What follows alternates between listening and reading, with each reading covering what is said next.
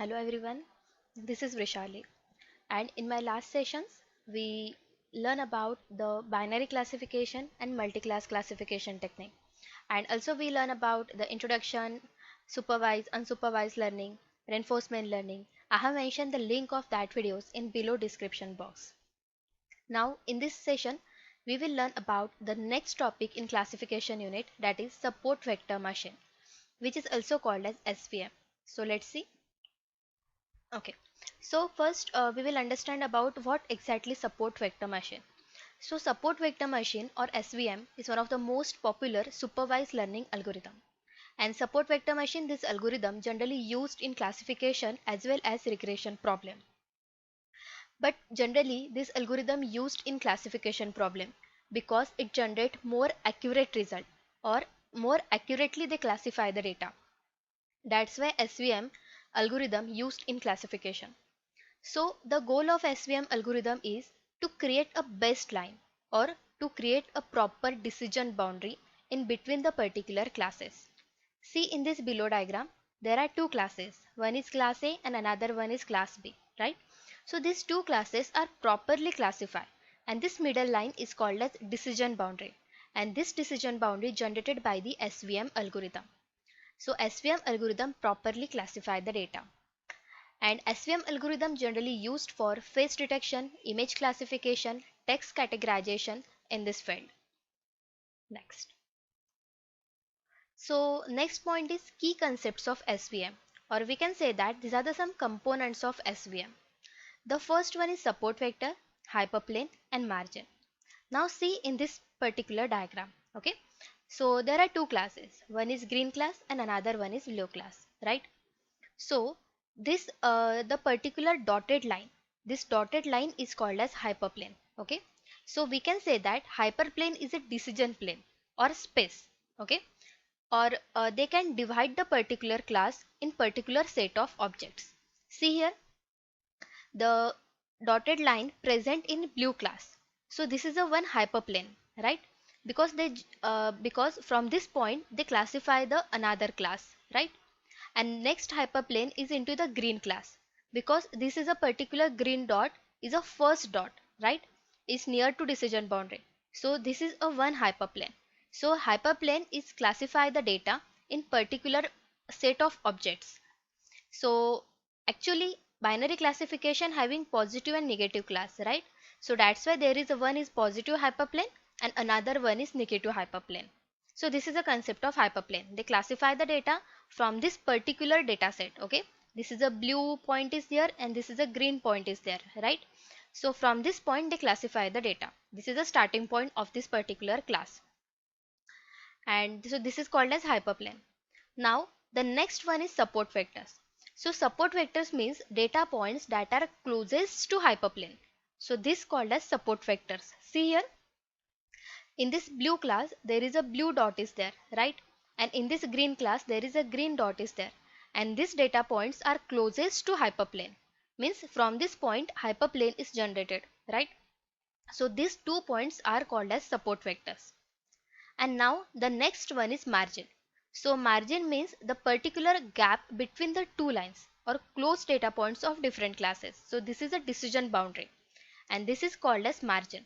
See, this margin is properly classify the data or accurately classify the data in two class. So this is a perpendicular distance from line to the support vectors, right? And suppose your large margin, okay, the large margin is considered as a good margin because they perpendicularly classify the data. And if there is a small margin, this considered as a bad margin. Means if there is a lot of distance between the two classes, it means data can be properly classified. Large margin is a good margin, right? So middle line is called as maximum margin hyperplane, and this is a particular distance that can be denoted by the maximum margin. Okay, so these are the components of support vector machine. So what we learn, first one is a hyperplane. Hyperplane means decision plane. Next, support vector. Support vector means data point that are closest to hyperplane. From this particular point hyperplane is generated. And margin means decision boundary. Margin, they can classify the data in two classes properly and proper distance. Large margin is considered as good margin and small margin is considered as bad margin. So these are the components of support vector machine. Now next, there are two types of SVM. One is linear SVM classifier, another one is non-linear SVM classifier. See here in this first diagram, this is linear SVM classifier, means two classes are properly classified by using single straight line. So this is called as linear SVM classifier. And next one is non-linear SVM. Non-linear SVM generally used in non-linearly separable data. In this data set, we can't classify the data into the particular straight line, right? We can't classify the data by using straight line here. So this is called non-linear SVM classifier. So in this non-linear SVM classifier, kernel is used for classifying the data. I will explain in this next session, next slide. Okay. Now these are some SVM algorithm steps. How SVM algorithms are work. So first step is you need to select two hyperplanes, right? Hyperplanes is a first step. Second step, you need to maximize their distance. The distance between two hyperplane is maximum because they accurately classify the data. And third one is the average line, or we can say the decision boundary. This is your third line, right? So these three steps are included in SVM algorithm. So let's see. Okay. Now the next point is working of support vector machine. How exactly support vector machine will be work. So the first scenario is data is linearly separable. See here in this particular diagram, the data is linearly separable, means there is a linear data. So there are two classes, one is apple class and another one is lemon class, right? But in SVM support vector machine search a particular apple that are very similar to lemon, or lemon that are very similar to apple in this way. So this is a concept, means they can classify the data as per their particular features. So in this diagram, see here, in apple, this apple is sometimes or somewhat similar to lemon, and in this way this lemon is somewhat similar to apple. So these are the support vectors. Okay. So the other support vectors, lemon similar to an apple. For example, we can provide the features like green and rounded. So these things are called as lemon, right? But sometimes somewhat some apples are in this rounded shape, or some apples are also green, right? So this algorithm, SVM algorithm, learn the similarity, and as per their similarity they classify the data. So this is a concept of support vector machine. Right. Now next, see here in this data set, support vector machine, they classify the data. They generate a best hyperplane to separate the classes, okay, and find out the decision boundary. So, by using, when you apply the support vector machine algorithm, at that time this kind of decision boundary is generated. So this is a maximum margin. See, from these support vectors there is a proper distance between these support vectors, right? So this decision boundary is called as support vector machine, means they generate or accurately classify the data. So support vector machine find the two closest support vectors and separate the classes with optimal hyperplane, right? Means as per the support vectors they classify the particular classes, and this is a decision boundary. Now what is meant by optimal hyperplane? Okay, this is the next concept. See here, suppose in this first diagram, see here, there are multiple hyperplanes are there. These blue lines are called as hyperplanes, right? But which is the best hyperplane, or which is the best line to the line which properly classify the data or classify the classes? So support vector machine identify the optimal hyperplane or best decision boundary to classify the data. This is also work of support vector machine. See here in this second diagram, the middle line, that is blue color line, they properly classify the data, right? And this red line indicate the hyperplane. Hyperplane means hyperplane that is nearest to data points. See here, these are the two data points, that is one is here, this is the two fruits are there. One look like apple and another look like lemon. So these are the two data points. These data points are called as support vectors, and this data points is nearest to hyperplane, and these are the hyperplane. Okay, mean this is the starting point of this particular class, and this is the starting point of this lemon class, and in between that there is a decision boundary, means they classify the properly data as per their features of lemon and features of apples, right? Next. Now the next scenario is if your data is non-linearly separable. See in this particular diagram, data is non-linearly separable, means you can't mention the particular straight line in this particular data set. If you draw the straight line, data is not classified properly, right? So that's why in a non-linear separable scenario, kernel trick is used. So first we understand what is kernels. Okay, see. Okay, so basically kernel means they convert your low dimensional data space into the high dimensional data space.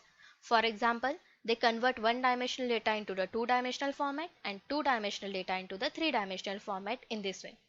So kernel is generally used a set of mathematical function that used support vector machine to provide the window to manipulate the data. Okay. So kernel, these mathematical functions are used in non-linear separable data and they classify the data according to particular features. Actually, there are various popular kernels are there, means polynomial kernel, Gaussian kernel, radial basis function, Laplace RBF kernel, sigmoid kernel, and Ano RBF kernel. So this kernel having their own functionality and own features. Means some kernels are used for image classification, some kernels are used for text classification, some kernels are used in deep learning. So as per the requirements, these kernels are used. Okay. So let's see the one example. Okay. Now see here, by using kernel, you need to classify the data. Okay. For example, see here, the first image is a one dimensional data. Okay. Suppose you draw the decision line in between the particular data set. So data is not properly classified, right? So at that time, this one dimensional data convert into the two dimensional format by using kernel. This is the work of kernel. Okay. Now see here in the second diagram, this is a two dimensional format of the first image. So when this particular diagram converted into the two dimensional format, at that time, this middle line is called as decision boundary, right? And they classify the data. So kernel having particular mathematical function and they apply this mathematical function on this particular data set and they classify the data into the two classes. See here. So in this way they convert one dimensional data set and two dimensional format and they classify the data according to the features. Now next one, see here. Suppose your dataset given into the two-dimensional format. See here in this first image, your dataset is a two-dimensional format. Okay, you can't draw a particular straight line in between this dataset because they can't classify the data. So at that time, you need to convert this two-dimensional dataset into the three-dimensional format. Okay, so the basic idea is data set is inseparable in the current dimension. Okay, so at that time, you need to add some another dimension. So this is a work of kernel. Okay. So when kernel convert this two-dimensional dataset into the three-dimensional format, so at that time this data is represented in this format. This is the second image, right? So see here, they convert the data into the three-dimensional format, and this middle line is called as decision boundary or hyperplane, right? They classify the data as per their features. So this is a work of kernel. Now the next concept is support vector machine is soft margin. So what exactly soft margin is? So soft margin find outs or tolerates a few dots to get misclassified. So what is meant by misclassified data? Now see here in this diagram. There are two types of misclassification. Okay. The first misclassification is dot is on wrong side of the decision boundary but on correct side of margin. See in this diagram. For example, see here in this red dot. So this red dot is on the decision boundary, right? There is a one red dot, this red dot on the decision boundary, right? And but this data is on correct side but on decision boundary. So this dot is called as misclassification. Okay. Now next red dot, see here. There is a one red dot. This red dot in a blue class, right? And also is on other side of decision boundary. Means this data is also misclassified, right? So there are two types of misclassifications are there. Wrong side of decision boundary and correct side of margin, and another one is wrong side of decision boundary and wrong side of margin. So this thing is called as soft margin SVM. So soft margin as SVM balance the trade-off between the maximize the margin and minimize the misclassification. So this is the concept of soft margin. So there are some advantages and disadvantages of support vector machine classifier. So advantages are support vector machine classifier offers a great accuracy, right? And they properly work in high dimensional data space. And next one is a support vector machine is basically use of subset of training points, and result use very less memory. And disadvantages of support vector machine, they have a high training time, right? Because in they convert a one dimensional two dimensional, means there is a high training time is required, so it is not suitable for the large data set. And they also not work well in overlapping classes. They require a proper supervised data for classification. So these are the some pros and cons of SVM. So thank you. Hope so everyone understood the concept of SVM. Keep practicing and please subscribe the channel. Thank you.